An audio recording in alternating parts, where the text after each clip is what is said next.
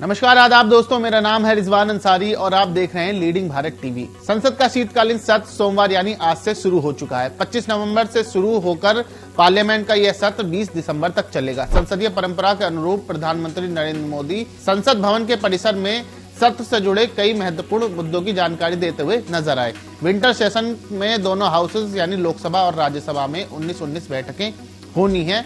26 नवंबर को राज्यसभा और लोकसभा में कोई बैठक नहीं होगी क्योंकि उस दिन संविधान दिवस है। संविधान के दिवस के दौरान इस मौके पर संसद में एक विशेष सभा का आयोजन किया जाता है जिसमें राज्यसभा और लोकसभा के सभी सांसद मौजूद रहते हैं।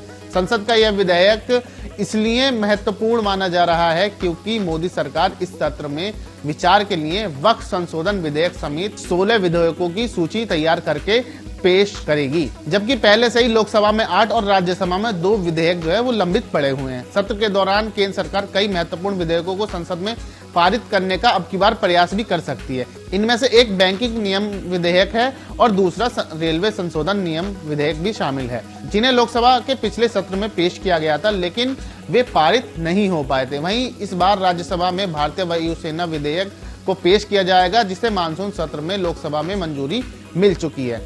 कई महत्वपूर्ण विधेयकों पर कांग्रेस समेत कई विपक्षी दलों को ऐतराज हो सकता है, इसलिए ये विधेयक अब की बार हंगामेदार हो सकता है। राजनीतिक पंडितों का मानना है कि इस बार का शीतकालीन सत्र भी लगभग हंगामेदार रहना तय है। महाराष्ट्र और झारखंड के विधानसभा चुनाव के नतीजों के तुरंत बाद हो रहे इस सत्र पर चुनावी परिणामों का भी असर बिल्कुल तय माना जा रहा है। दोनों राज्यों में नतीजों की घोषणा पिछली 23 तारीख को हो चुकी है। महाराष्ट्र में भारतीय जनता पार्टी के नेतृत्व वाले गठबंधन यानी एनडीए को जबरदस्त जीत हासिल हुई है और वहां पर एक बार फिर से एनडीए की सरकार बनेगी।